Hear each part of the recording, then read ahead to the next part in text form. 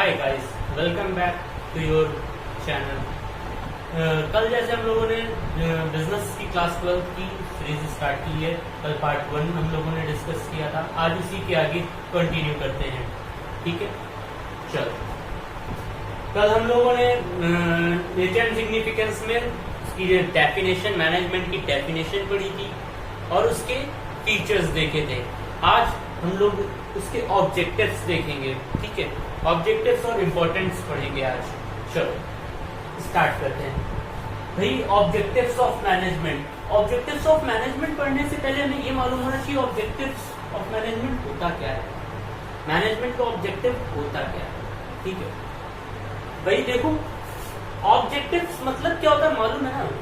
Objectives are the end result of any activity for benefits of organisation, employees and society. Objective means बेटा वो and result, किसी भी काम का वो एंड रिजल्ट जो हमारी ऑर्गेनाइजेशन को, हमारे एम्प्लॉयर्स को या फिर हमारी सोसाइटी को बेनिफिट प्रोवाइड करवाए। क्लियर हो रहा है, ठीक है।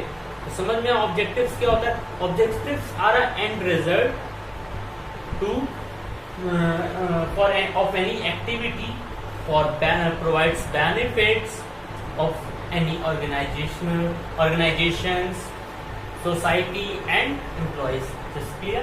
चलो आगे देखते हैं। तीन तरह के बेटा ऑर्गेनाइजेशनल ऑब्जेक्टिव, तीन तरह के ऑब्जेक्टिव ऑफ मैनेजमेंट होते हैं। पहला ऑर्गेनाइजेशनल ऑब्जेक्टिव, दूसरा होता है सोशल ऑब्जेक्टिव और तीसरा होता है पर्सनल ऑब्जेक्टिव। ये तीन तरह के हमारे ऑब्जेक्टिव्स ऑफ मैनेजमेंट होते हैं। एक एक करके स्टार्ट करते हैं और डीप तक उसको देखते हैं। पहला स्टार्ट करते हैं ऑर्गेनाइजेशनल ऑब्जेक्टिव। ऑर्गेनाइजेशनल ऑब्जेक्टिव्स क्या होते हैं। ऑर्गेनाइजेशन से रिलेटेड और कोई भी ऑर्गेनाइजेशन स्टार्ट होती है तो उसके नए नए क्या ऑब्जेक्टिव्स होते हैं। जैसे मैं अगर कोई बिजनेस स्टार्ट करूं, नया बिजनेस स्टार्ट करूं, तो मेरे सबसे पहले ऑब्जेक्टिव्स क्या क्या होंगे। ऐसी कोई भी छोटी कंपनी और बड़ी कंपनी जब भी स्टार्ट होती है तो उसके ऑब्जेक्टिव्स क्या होते हैं। तो पहला ऑब्जेक्टिव ऑर्गेनाइजेशनल के जो ऑर्गेनाइजेशन के जो ऑब्जेक्टिव्स होते हैं उनको डिस्कस करते हैं। पहला ऑब्जेक्टिव होता है बेटा सर्वाइवल। मोस्ट इंपॉर्टेंट ऑब्जेक्टिव है सर्वाइवल। ये है क्या, तो कोई भी बिजनेस स्टार्ट करो या फिर कुछ भी स्टार्ट करो तो मार्केट में आपको सबसे पहले सर्वाइव करना पड़ेगा। सर्वाइव मीन आप उतना अपने काम से उतना रेवेन्यू जनरेट कर सके जितनी एटलीस्ट आपकी कॉस्ट लग रही है। Just clear. जब आप सरवाइव कर जाएंगे उस टाइम में, मतलब आप इतना रेवेन्यू आराम से जनरेट कर सकेंगे कि आपकी कॉस्ट कवर अप हो रही है, तब नेक्स्ट ऑब्जेक्टिव आता है प्रॉफिट। तब आप प्रॉफिट्स के बारे में सोचेंगे कि आपको भाई मालूम है, हाँ मेरी जो कॉस्ट लगी है वो आराम से कवर अप हो जा रही है, तो आप इनिशिएटिव्स लेंगे अपने बिजनेस को आगे बढ़ाने के लिए, रिवॉर्ड्स लेंगे कुछ प्रॉफिट्स कमाने के लिए और इसको आगे बढ़ाएंगे, ठीक है। जब आप प्रॉफिट्स कमाने लगेंगे, रिस्क लेंगे, भाई रिस्क तभी आदमी लेगा जब वो श्योर होगा कि हाँ अब मेरा इतना तो नुकसान नहीं होगा, एटलीस्ट इतना इतना तो आ जाएगा।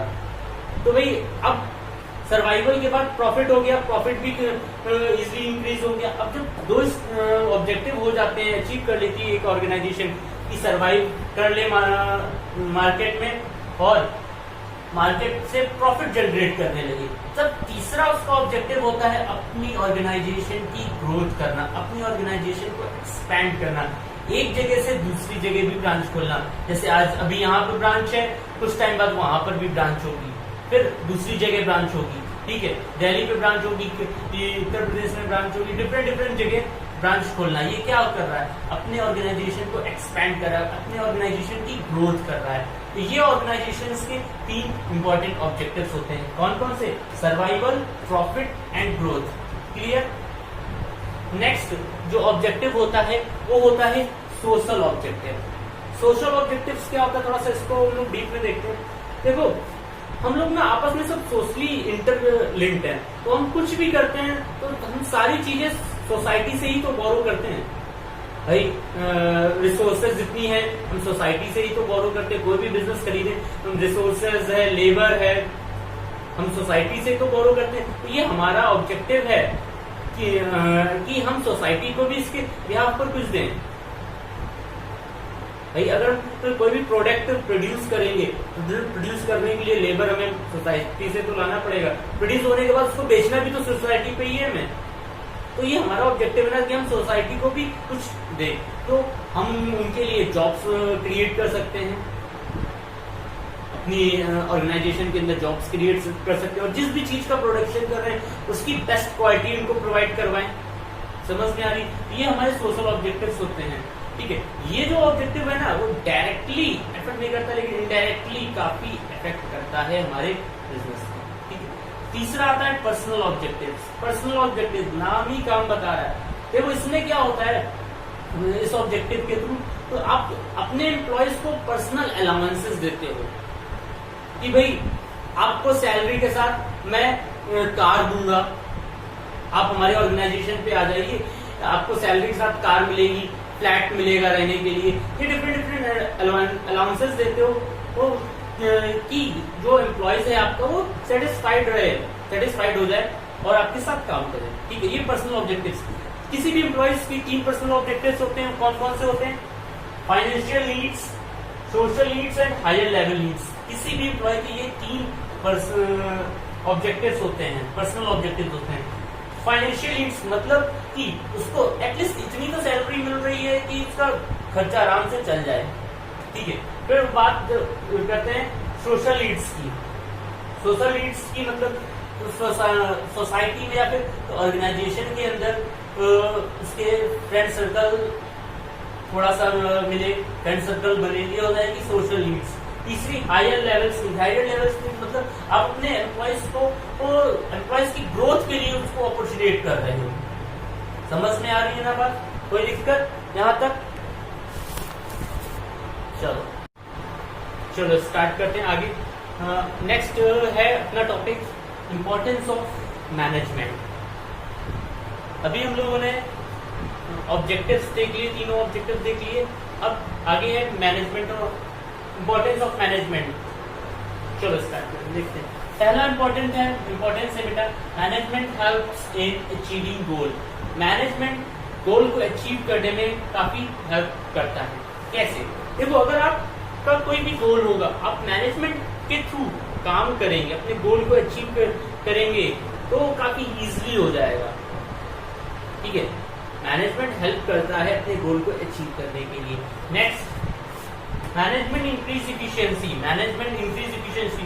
इफिशियंसी मतलब मैंने कल ही बताया था, ऑप्टिमम यूटिलाइजेशन ऑफ रिसोर्सेज। ठीक है, आप जब अपने रिसोर्सेज का बेस्ट यूटिलाइजेशन करेंगे, नो वेस्टेज ऑफ रिसोर्सेज करेंगे, ऑब्वियसली सी बात है कि आपकी जो इफिशियंसी है वो इंक्रीज होगी। Got it? नेक्स्ट पॉइंट है management create a dynamic organisation.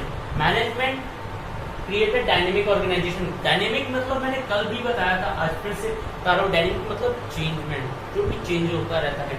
अब अगर हम मैनेजमेंट के थ्रू काम करते हैं बेटा, तो ऑर्गेनाइजेशन के अंदर अगर जो भी थोड़ा बहुत चेंजमेंट आएगा सिचुएशन के अकॉर्डिंग, तो उसको हम इजिली अडेप्ट कर सकेंगे। अगर हमने मैनेजमेंट नहीं किया होगा तो हम उसको जल्दी से अडेप्ट नहीं कर पाएंगे, क्योंकि मैनेजमेंट में एक ये पार्ट होता है कि अगर ये हुआ तो इसके लिए ये ऑप्शन है।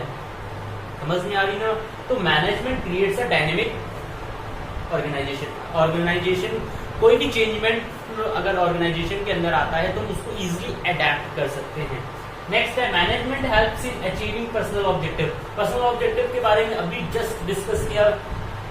पर्सनल ऑब्जेक्टिव्स क्या होते हैं? अपने एम्प्लॉयज जो भी एम्प्लॉयज हैं उनको डिफरेंट अलाउंसेस देना, ताकि वो हमारी ऑर्गेनाइजेशन पे आगे वर्क करें।